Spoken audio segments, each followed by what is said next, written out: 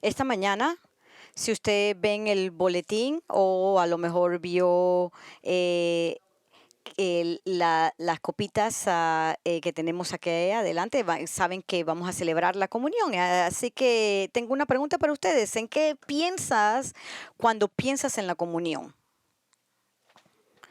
Como cuando era un niño en la iglesia donde yo crecí, me gustaba la comunión porque era el tiempo donde el pastor no predicaba tanto, pero esas es las cosas que eh, me, hace- you know,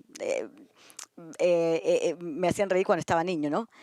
Pero a lo mejor para usted la comunión puede ser que sea una prioridad, pero lamentablemente sé que no es una prioridad tanto como debería ser en base a la asistencia cuando celebramos la comunión durante el servicio de la tarde cada 2 meses. La realidad es que si somos honestos con nosotros mismos, el celebrar la comunión, y no lo estoy tratando de golpearlos a ustedes con esto.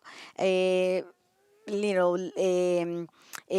esta es más mi confesión, no solo un sermón. La comunión puede ser una cosa más que hacemos en la iglesia.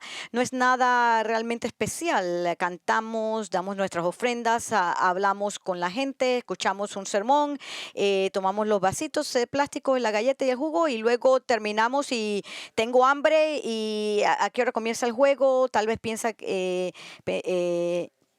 en la iglesia nocturna, pero para la mayoría de las personas aquí esta mañana, porque tomamos asistencia todos los domingos por la noche, sé que a lo mejor termina aquí.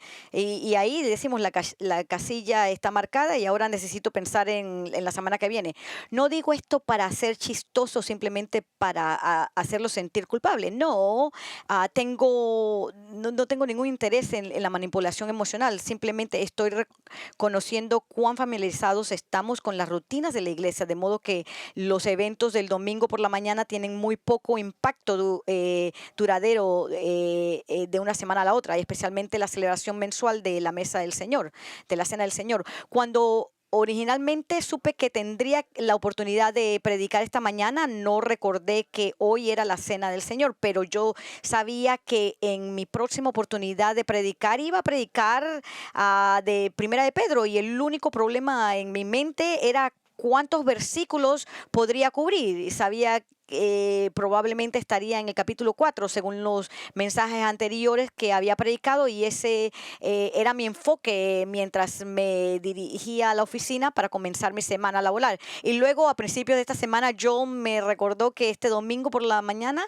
era el domingo de la comunión.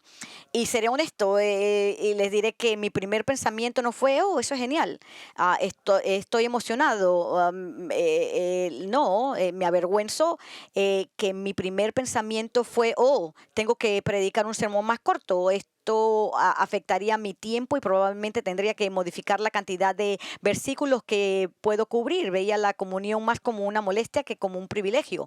Pero Dios inmediatamente convenció mi corazón de cuán pecaminoso era esa actitud.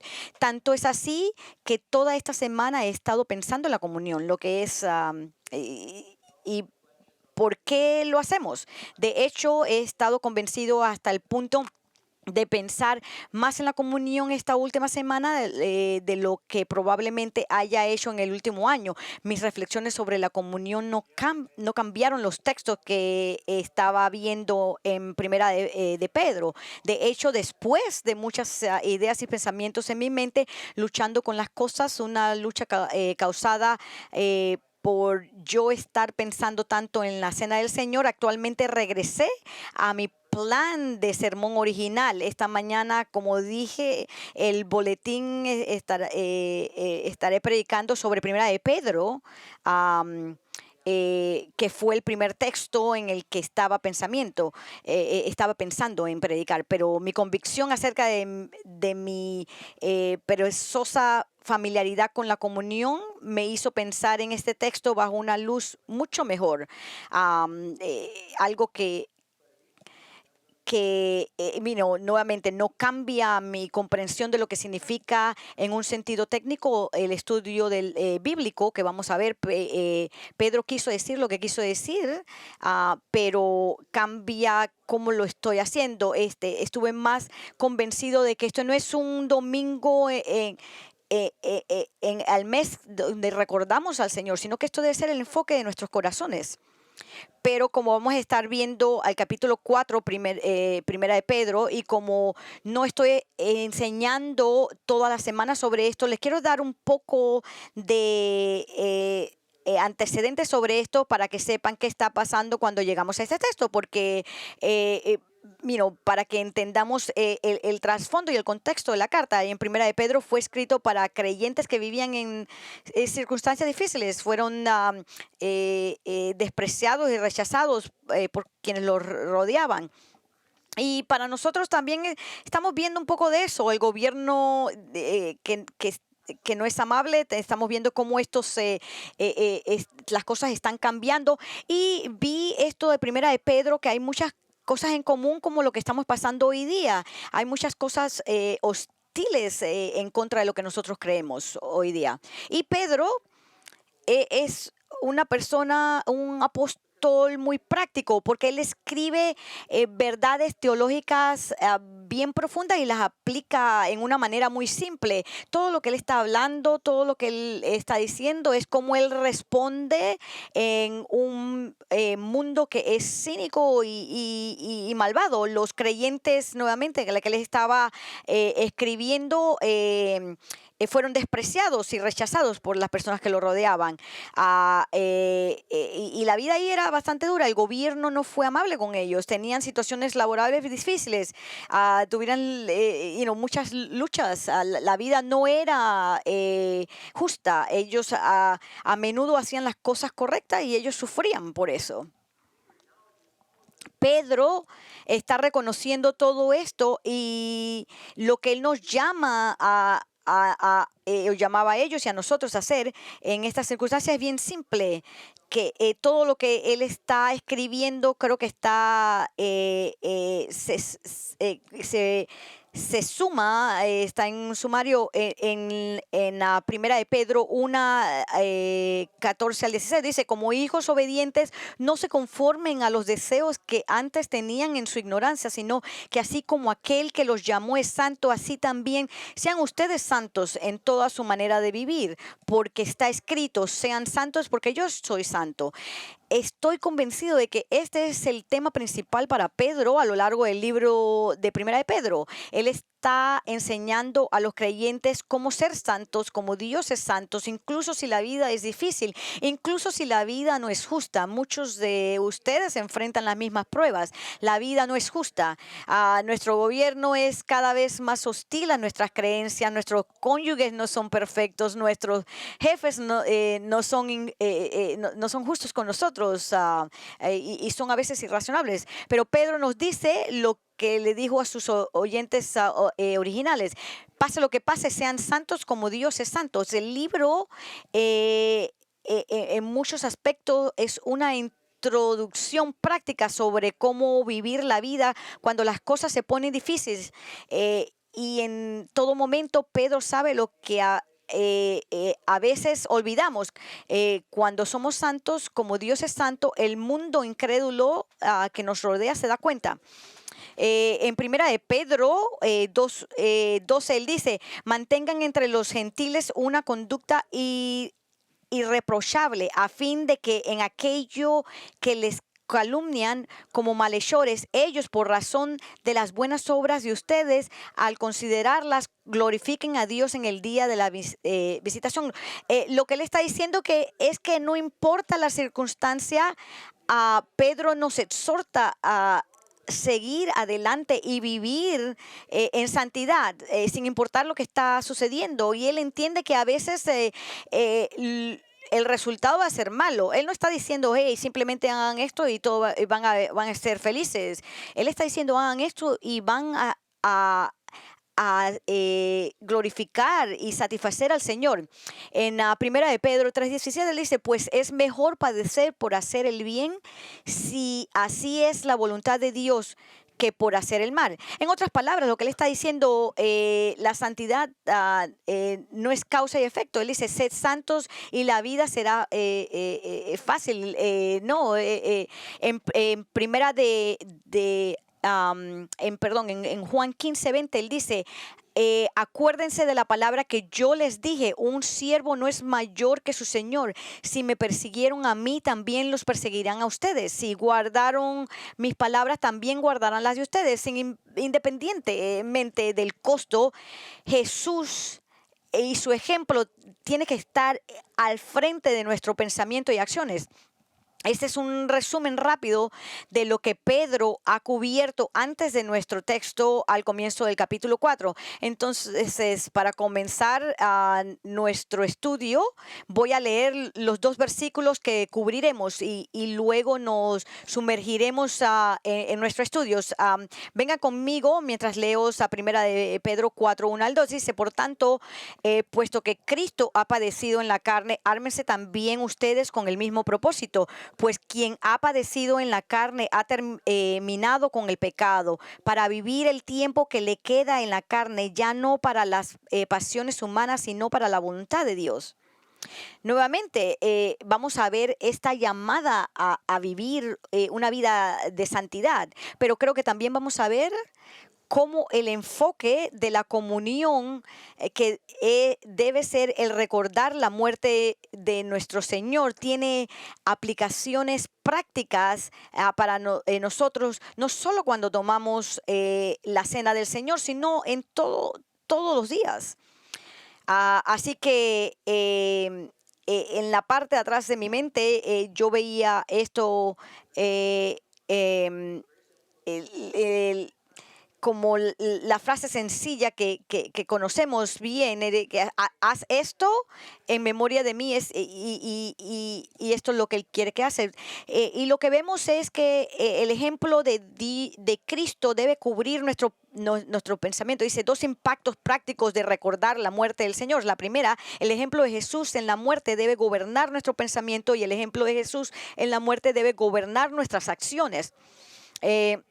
Vemos el ejemplo de Jesús en la muerte que debe gobernar nuestros pensamientos. Dice en la primera parte, dice, por tanto, puesto que Cristo ha padecido en la carne, ármense también ustedes con el mismo propósito. Vemos que la palabra por lo tanto es, por supuesto, una palabra clave. Esta es la conexión entre lo que precede y lo que Pedro está diciendo ahora, y se vuelve claro muy rápidamente que esta relación está con lo que dijo en el capítulo 3:18. Él dice, porque también Cristo murió por los pecados una sola vez, el justo por los injustos, para llevarnos a Dios, muerto en la carne, pero vivificado en el Espíritu. Pedro estaba señalando una verdad clave que nos ayuda a lidiar con la injusticia cuando la vida es difícil, cuando pensamos que las cosas no son justas. Siempre debemos recordar que Jesús lo tuvo inclusive mucho peor que nosotros. Inclusive él soportó todo esto, él dejó su vida por nosotros. Es esto lo que Jesús soportó, nuevamente mucho peor, y aún así fue obediente a Dios el Padre. Y Él es nuestro ejemplo. Jesús sufrió en nuestro lugar. Él era justo, somos pecadores. Sin embargo, murió para pagar completamente la pena por nuestros pecados. Su cuerpo físico fue asesinado a través de un proceso doloroso. Esto es lo que tenemos que tener en mente todos los días. Entienda que esto es lo que estamos celebrando cuando celebramos la Cena del Señor. No debemos excusar nuestro pecado por las circunstancias. Nosotros decimos, bueno, si algo no es justo, pues estamos justificados en responder pecaminosamente. No, porque eso no fue lo que Jesús hizo. La muerte de Jesús, en un sentido humano, fue una parodia de la justicia. Eh, eh, eh, Cuando Jesús está caminando en la tierra, su juicio y muerte nuevamente fue una parodia de la justicia.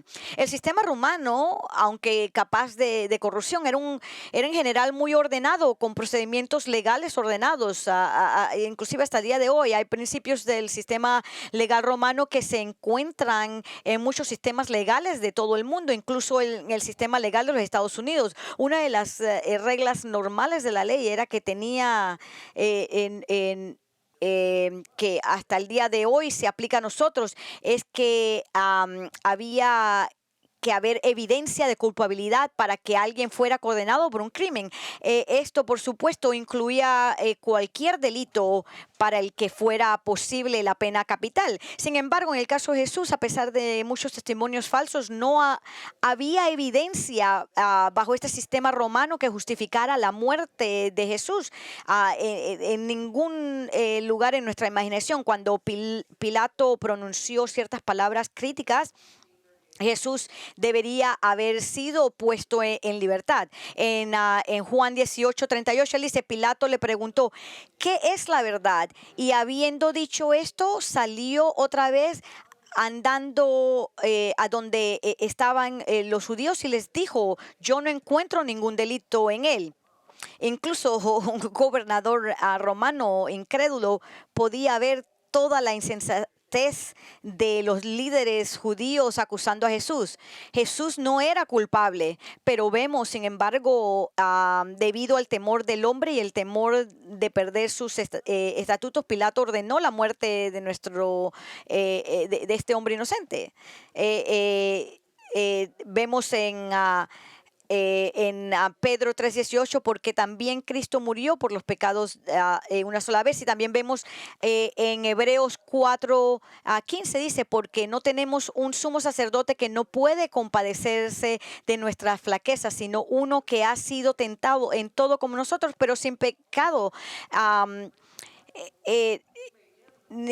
Nuevamente vemos en 2 Corintios 5:21, él dice, al que no conoció pecado, por nosotros lo hizo pecado, para que nosotros fuésemos hecho justicia de Dios en él. Entonces, nuestro texto en el 4:11, Pedro simplemente está introduciendo para agarrar esta hermosa verdad. Dice, por tanto, puesto que Cristo ha padecido en la carne, está señalando de nuevo lo que él dijo en Pedro 3:18. Cristo sufrió de muchas maneras con falsas acusaciones y calumnias y torturas. Pedro está hablando de Jesús sufriendo en la cruz. Vemos en Isaías 53:5-6, pero él fue herido por nuestras transgresiones, molido por nuestras iniquidades. El castigo por nuestra paz cayó sobre él, y por sus heridas hemos sido sanados. Todos nosotros nos descarriamos como ovejas, nos apartamos cada cual por su camino, pero el Señor hizo que cayera sobre él la iniquidad de todos nosotros. Pedro está tratando con estas verdades cuando él dice, ya que Cristo ha padecido en la carne. Así que cuando tomamos la comunión, tenemos que pensar en esto.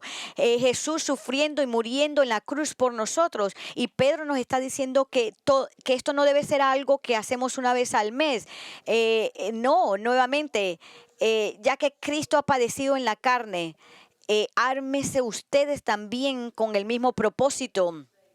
Nuevamente, por tanto, puesto que Cristo ha padecido en la carne, armaos también vosotros del mismo propósito. Este es un mandato imperativo, no es una sugerencia, como lo hicieron claro aquellos a quienes estudié. Este es un mandato muy personal.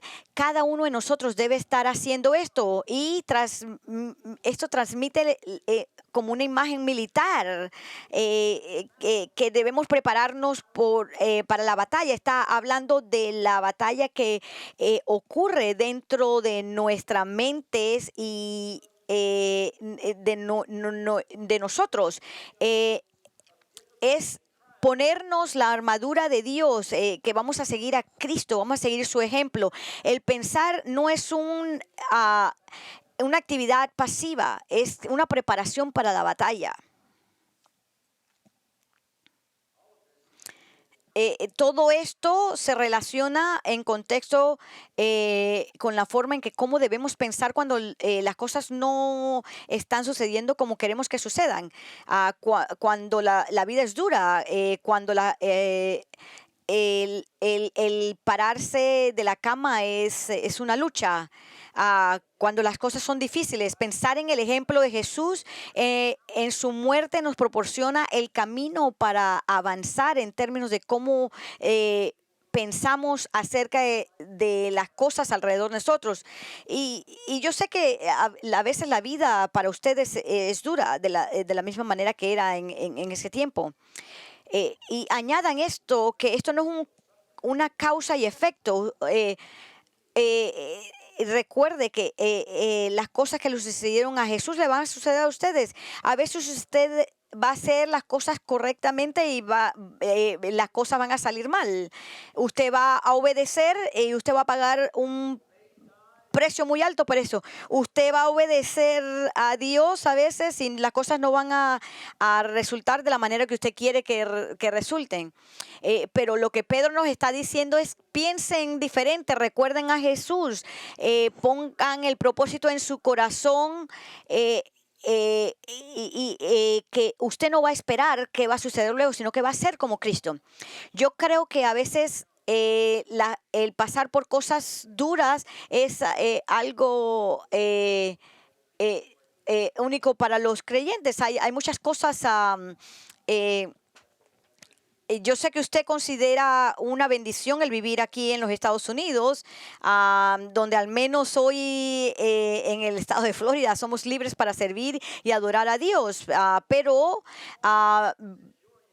vivimos en una sociedad que crea la falsa sensación de que tenemos derecho al sueño americano, la felicidad y la prosperidad material y la libertad sin dificultades.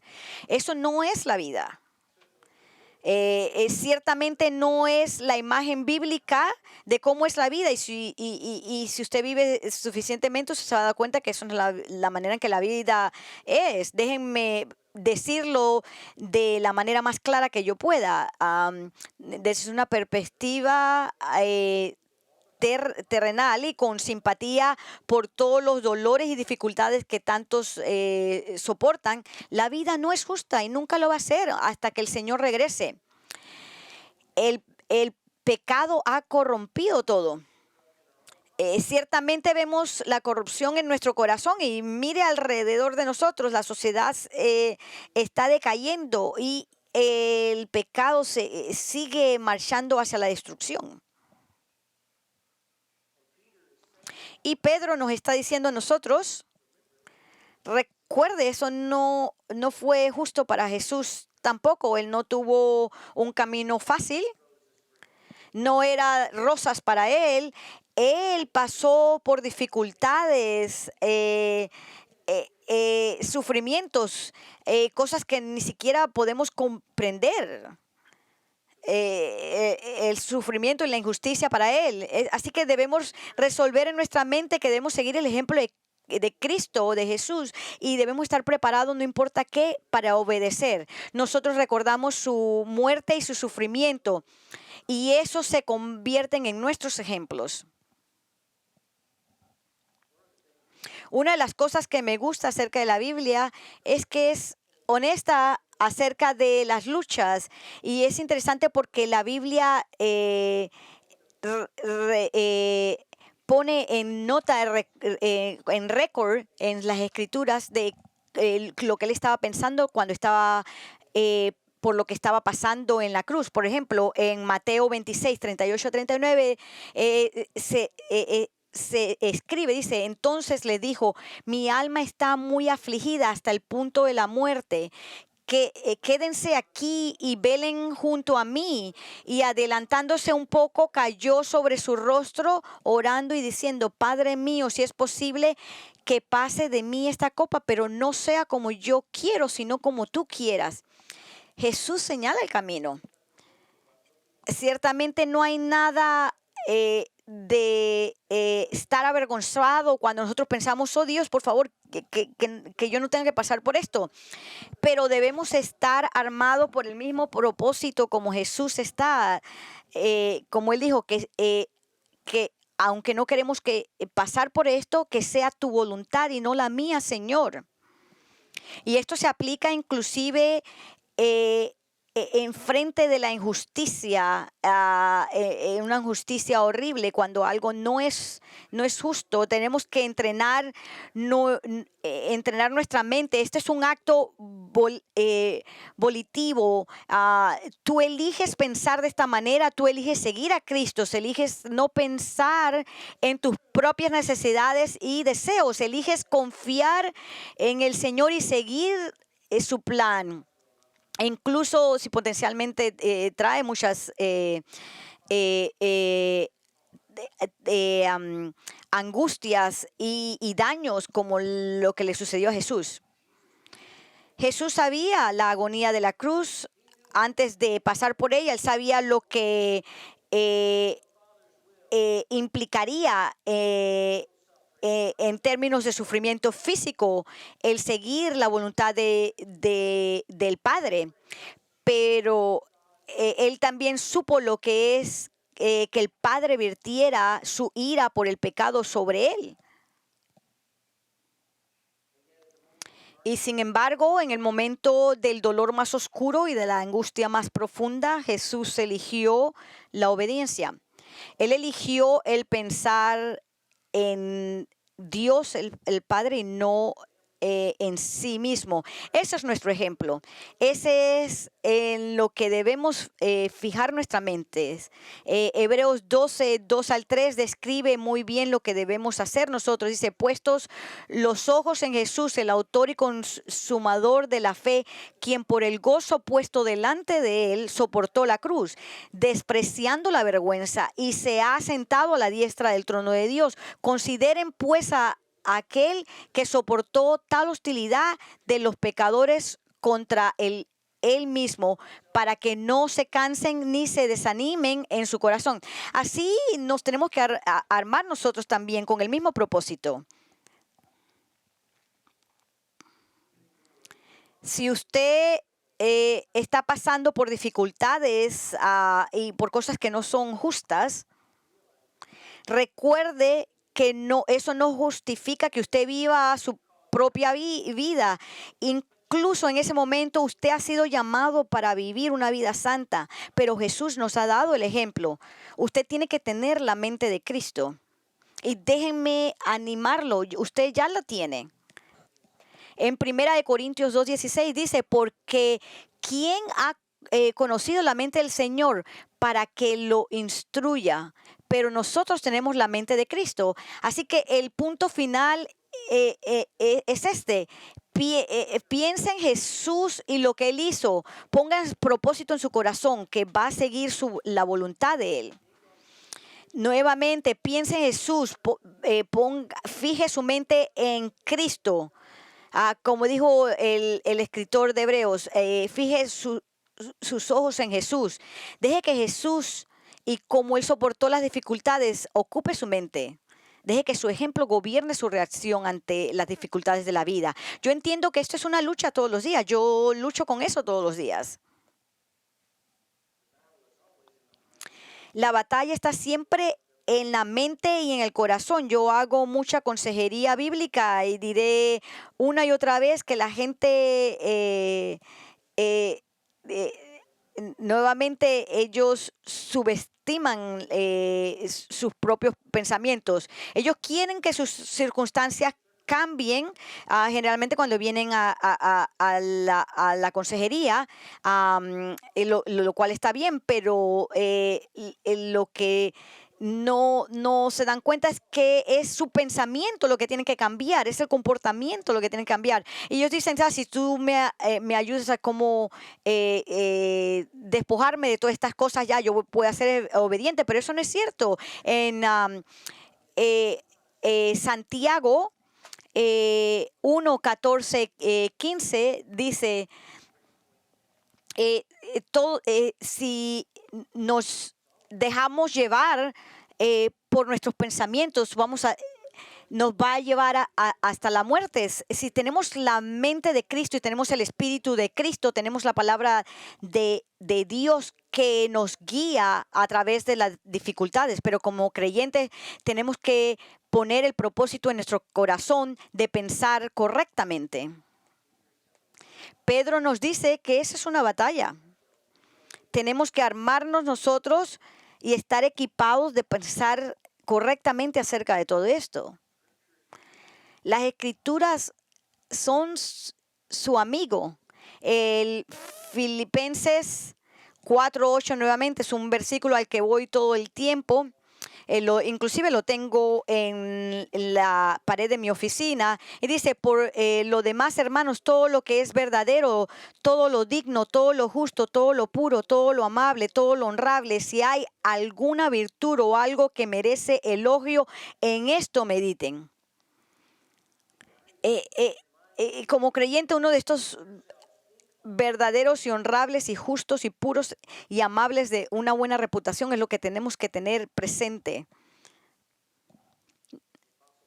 Pensar nuevamente en Cristo. El apóstol Pablo nos dice que debemos ser transformados por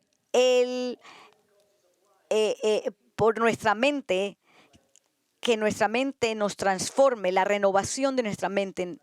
Él dice que pongamos nuestros ojos en Él. Pero como es a menudo el pensamiento, este tipo de pensamiento nos debe transformar, que es lo que Pedro nos está llamando a seguir, proponer en nuestros corazones, enfrentar los senderos de la vida como lo hizo Jesús. Entonces vemos en la segunda el impacto que debemos recordar en la muerte del Señor. El ejemplo de Jesús en la muerte debe gobernar nuestras acciones. Por tanto, eso debemos, para vivir el tiempo que le queda en la carne, ya no para las pasiones humanas, sino para la voluntad a Dios. A medida que continuamos en el versículo 1 al versículo 2, hay una declaración que inicialmente me dejó un poco perplejo. Vemos que es esta segunda parte de el versículo 1 que dice, pues quien ha padecido en la carne ha terminado con el pecado. Ahora, lo que él está diciendo, él no está diciendo que Jesús, ahora que sufrió en la carne, está muerto. No, eso no es lo que él está diciendo. Lo que él está diciendo es que nosotros nos identificamos con el sufrimiento de Jesús y en nuestro estado pecaminoso. Y él no está diciendo que, pues que ahora podemos evitar el pecar. No, eso sería maravilloso, pero eso no es lo que sucede. Y usted lo va a leer en otras cosas. Lo que está diciendo aquí es que tiene que ver lo que sucede cuando nos identificamos con la muerte de Cristo en nuestra salvación. Hay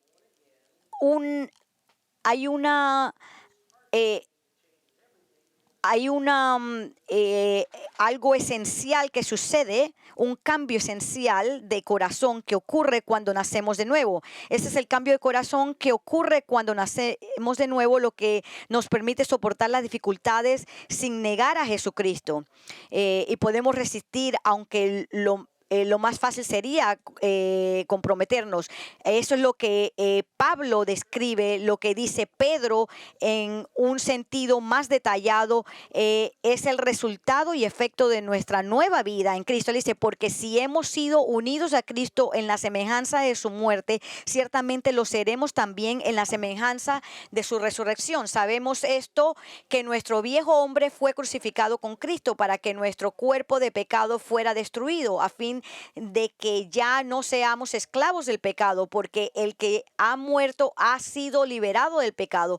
Y si hemos muerto con Cristo, creemos que también viviremos con Él, sabiendo que Cristo, habiendo resucitado de entre los muertos, no volverá a morir. La muerte ya no tenía dominio sobre Él, porque en cuanto a que Él murió al pecado de una vez para siempre, pero en cuanto Él vive, vive para Dios. Así también ustedes considérense muertos para el pecado, pero vivos para Dios en Cristo Jesús. Pedro está hablando de este mismo concepto. Él está diciendo que cuando nos convertimos en creyentes, cuando nos identificamos con Jesús en su sufrimiento y muerte en el momento de nuestra salvación, ya no estamos controlados por nuestros deseos carnales, ya no somos esclavos del pecado, lo cual es una verdad importante que debemos comprender si vamos a luchar contra el pecado. Eso es lo que Pedro nos está diciendo, ya no somos esclavos del pecado. Es importante, es una verdad muy importante que tenemos que reconocer si vamos a seguir la voluntad del Señor. Entre más usted vive como creyente, usted va a reconocer que esa lucha contra el pecado no se va a desaparecer. Todos los días es una batalla. Pero nuestra esclavitud al pecado ha terminado. Ya no somos esclavos sin esperanza. Nosotros podemos escoger el no caer nuevamente, sin importar qué tan difícil la vida sea. Es más, aunque usted esté en una situación que parece imposible, le puedo decir que usted no está empujado a pecar. Usted puede escoger el no pecar como Jesús lo dijo. ¿Y cómo sé eso? Porque la palabra de Dios lo dice en 1 Corintios 10:3. Él dice, no les ha sobrevenido ninguna tentación que no sea común a los hombres. Fiel es Dios, que no permitirá que ustedes sean tentados. Si usted dice, yo soy el único que ha pasado por esto, no, usted está equivocado, porque la Biblia lo dice nuevamente que dice que no habrá ninguna tentación que usted no pueda soportar, sino que con la tentación proveerá también la vía de escape a fin de que puedan resistirla. Nuevamente, Dios es fiel y no permitirá que ustedes sean tentados más allá de lo que pueden soportar. Hay tiempos que nosotros a veces justificamos, yo merezco hacer esto porque mi vida es difícil. La palabra de Dios dice lo contrario. La verdad que Jesús nos ha liberado de la esclavitud al pecado, nos dice cómo debemos vivir. Y continuando con las palabras de Pedro, que dice, él,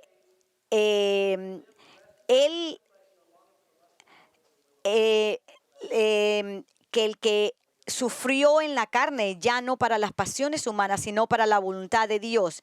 Esta es una forma descriptiva de decir que podemos tener la santidad.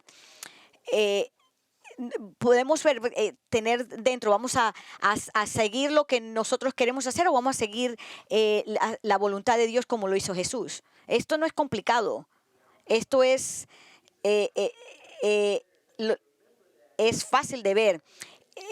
Tenemos que recordar recordar la determinación de Cristo de hacer la voluntad del Padre a pesar de su costo personal. Tenemos que recordar eso, tenemos que recordar esa libertad, que ya no somos esclavos al pecado, y eso debe impactar cada día de nuestra vida, el resto de nuestra vida, de manera que mientras que podamos respirar, mientras que Dios le ha dado la habilidad de respirar, que usted tenga propósito, tener el propósito en su corazón que va a seguir la voluntad de Dios. No más por las pasiones del hombre, sino por la voluntad de Dios.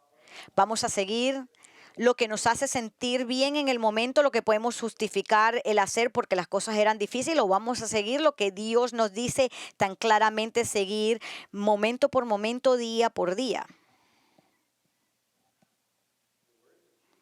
Las palabras de Jesús deben ser nuestra reflexión diaria. Por ejemplo, en Juan 6:38 dice, porque he descendido del cielo no para hacer mi voluntad, sino la voluntad del que me envió.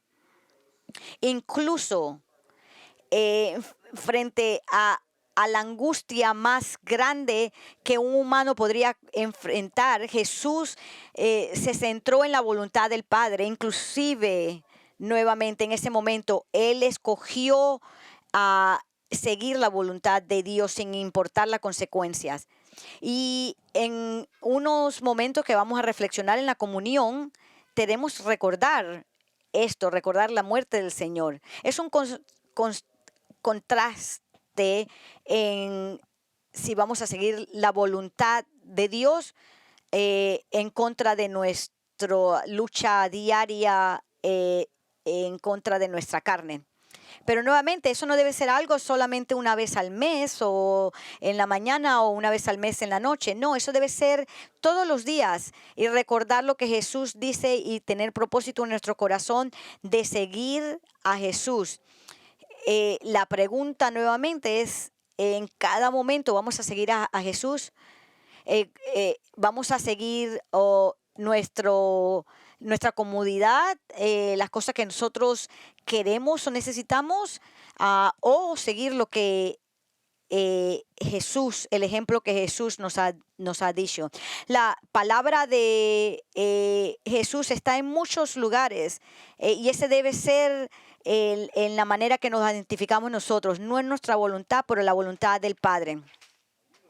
Incluso cuando las cosas están duras, cuando son injustas, cuando pensamos que no podemos. Es más, Pedro está diciendo algo muy cierto aquí.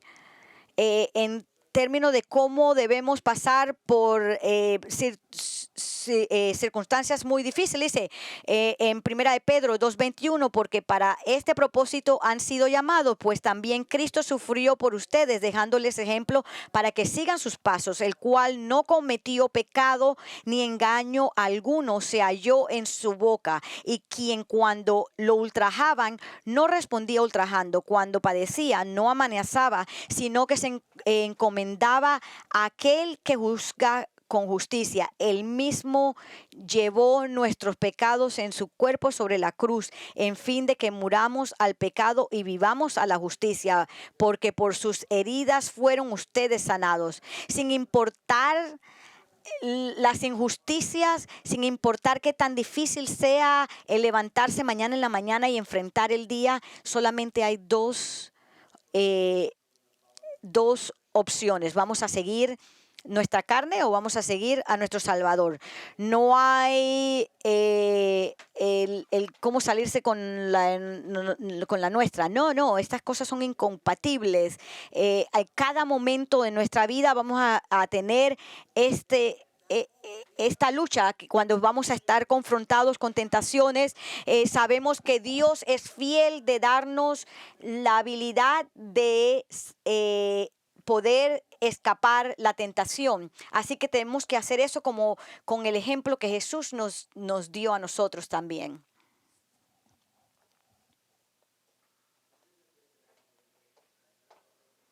Esto no es un ejercicio académico. Y no digo esto muy ligeramente. La vida no es fácil, mi vida no ha sido fácil.